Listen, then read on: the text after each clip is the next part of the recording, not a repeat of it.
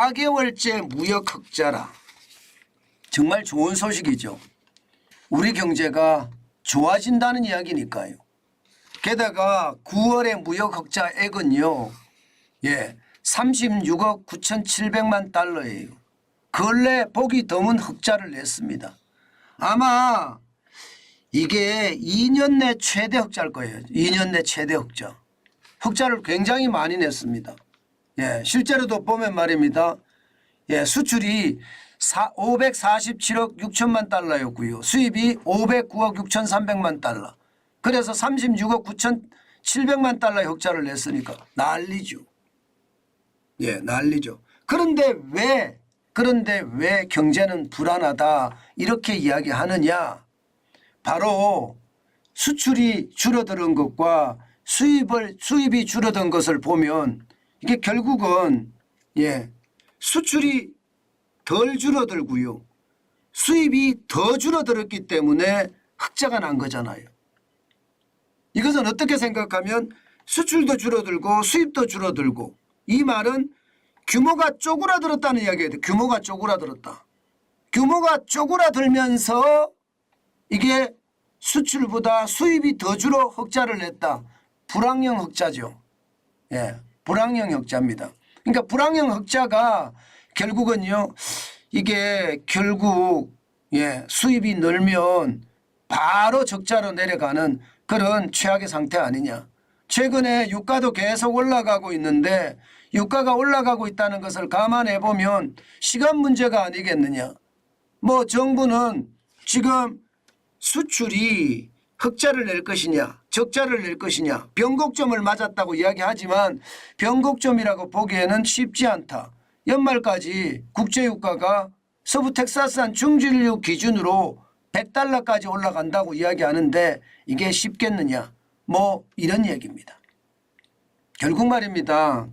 4개월째 무역 흑자를 냈지만 결국 불황형 흑자기 때문에 경제의 불안감은 가시지 않았다. 뭐 이렇게 해석하면 굉장히 좋을 것 같습니다. 그래도 그나마 다행인 것은요. 수출이 4.4% 줄어들었거든요. 게다가 여기에서 굉장히 중요한 조사가 하나 있습니다. 조업일수. 조업일수가 작년 9월에는요. 작년 9월에는 21일이었습니다. 21일. 올해 9월에는요. 올해 9월에는 20.5일이었습니다. 다시 말해서 0.5일이 적어요. 그런데도 마이너스 4.4%면 이거를 0.5일이 적다는 것을 감안을 해서 계산을 해보면 마이너스 4.4%가 아니라 2.1%까지 떨어진다는 거예요. 2.1%까지 마이너스 2.1%. 그러면 여러분 수출이 줄어드는 속도는 확실히 좋아졌다 이렇게 볼 수가 있나요? 그것은 어떻게 생각하면 경제의 긍정적 요인입니다. 불안 요인이 아니라 긍정적 요인. 실제로도 말입니다. 이게 8월까지만 해도 마이너스 8.4%였거든요. 이게 많이 떨어질 때는 2023년 1월에 마이너스 16.6%까지 빠질 때도 있었습니다. 그런데 9월에는 사실상 4.4%라고 하지만 0.51을 반영을 해보면 이게 결국은 마이너스 2.21이에요. 그래서 정부는 변곡점이다 이렇게 이야기를 하는 겁니다. 실제로도 말입니다. 마이너스 0.51이 적은데도 불구하고 수출의 어떤 지표들은 굉장히 좋게 나타납니다. 굉장히 좋게 나타나요. 당장 말입니다.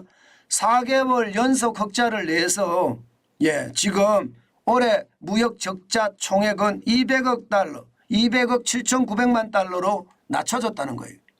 그죠? 굉장히 많이 떨어졌죠. 지금 보시면 말입니다.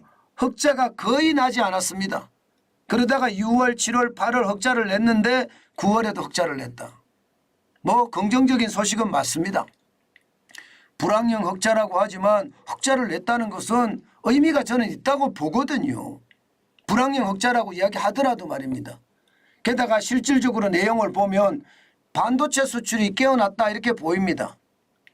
이 반도체 수출이 마이너스 13.6%예요. 일반적으로 반도체 수출은요. 예, 올 1월에 마이너스 44.5%까지 떨어졌거든요. 예, 9월에는 마이너스 13.6%. 여기에 0.51을 반영을 하면요, 이게 더 떨어집니다. 더 올라갑니다. 10.6%가 아니라 13.6%가 아니라 12%대까지도 올라갑니다. 그러면 반도체 수출이 늘어난다는 이야기잖아요. 게다가 자동차 9.5%로 선전해주고 있고요. 철강, 중요한 게 철강인데요. 철강이 6.9%로 늘어났습니다. 철강이 늘어난다는 건 경기가 어딘가에서 회복이 되고 있다. 우리 경제도 회복이 되고 있지만 철강은 수출의 어떤 핵심이니까 중국 경제가 조금씩 나아지고 있다. 동남아 경제가 조금씩 나아지고 있다. 이렇게 해석할 수 있는 부분이기도 합니다. 철강이 좋아진다는 건 말입니다. 선박도 15.4% 좋아졌고 가전도 좋아졌지만 8.5% 좋아졌지만 주목해야 될 것은 철강이 좋아지고 있어서 경기가 좋아진다는 의미가 이 속에는 있다. 게다가 자동차가 선전하고 있고 반도체가 줄어들고 있다. 실제로 중국에 대한 수출이 말입니다. 보시는 것처럼 많이 줄어들었어요. 17.6%예요. 이제 마이너스 17.6%. 과거에 말입니다. 예, 2023년 1월에 보면 마이너스 34.4%였거든요. 그거보다는 굉장히 많이 회복을 했죠. 중국 경제가 돈 뿌려서 회복을 한다는 뜻이에요. 게다가 미국의 호황 8.5%로 늘어났고요. 유럽의 어떤 상황 6.5% 굉장히 좋아졌죠. 미국과 유럽은요. 뭐 이대로면 미국이 중국을 제친다? 예, 대한민국의 수출 비중이 중국보다 미국이 더 많아진다. 이런 날도 멀지 않았어요. 아세안은 8.6%로 줄어들었지만 중남미는 지금 개척이 잘 되고 있습니다. 18.2%가 늘었고요. 중동은 찔끔 줄어들었습니다. 2.2%. 뭔가 국가별로도 나아지고 있는 거고 중국에 대한 수출도 나아지고 있는 거잖아요. 그렇기 때문에 전체적으로 불황형 흑자라고 하지만 많이 줄여간다는 것. 게다가 중국에 대한 무역 수지도 지금 9월에 마이너스 1억 4천만 달러로 줄어들었습니다. 1억 4천만 달러로. 굉장히 많이 줄어들죠. 중국의 경제가 돈 뿌려서 현금 살포해서 조금 좋아진다는 의미입니다. 중국의 경제가 좋아지면 아마도 말입니다. 아마도 우리 경제가 회복되는 속도가 더 빨라지지 않을까 그런 생각은 해봅니다. 문제는 10월, 11월, 12월 석 달 남았잖아요. 그 석 달 동안 200억 7,900만 달러를 이게 다 해결할 수 있을까요? 한 달에 한 70억 달러씩 흑자를 내면 가능할 것도 같습니다. 그렇지만 쉽지는 않아 보여요. 쉽지는. 어쨌든 올해는 무역 적자 행렬은 그대로 이어갈 것 같은데요. 그러나 경제가 뭔가 회복의 조짐을 보이고 있는 것은 사실이다. 그만큼 말입니다. 경제 전체적으로의 어떤 흐름, 분위기 많이 나아지고 있다. 이렇게 해석해도 저는 틀리는 것이 아니라고 생각합니다. 물론 복병은 있죠. 복병은 있습니다만은 수입이 16.5%가 줄어들었다는 것. 이거는 복병 중에 복병인데요. 게다가 유가가 계속 튀어 올라온다는 것. 이거는 복병 중에 복병인데요. 무역 흑자가 개선돼서 굉장히 많이 우리가 뭐 200억 달러가 뭐 50억 달러까지 줄어든다든가 그런 일이 생기면 좋겠으나 그렇게 생기기는 쉽지 않을 것 같고요. 전체적으로는 규모가 쪼그라든 상태에서 무역 적자도 적어도 100억 달러 이상의 적자를 내겠다. 이것이 핵심. 그래서 경제가 아직 불안하다. 이런 얘기입니다. 그만큼 말입니다. 뭔가 회복에 대한 조짐은 보이나 조심은 해야 되겠다. 뭐 이 정도로 정리를 하는 게 좋을 것 같습니다. 뭐 그 정도 정리하면요. 경제를 비교적 말입니다. 냉철하게 보고 있다. 이렇게 해석할 수가 있을 것 같아요. 규모가 쪼그라드는 게 조금 많이 걸리는데요. 이제 시간을 두고 해결할 수 있는 여력이 생길 거예요.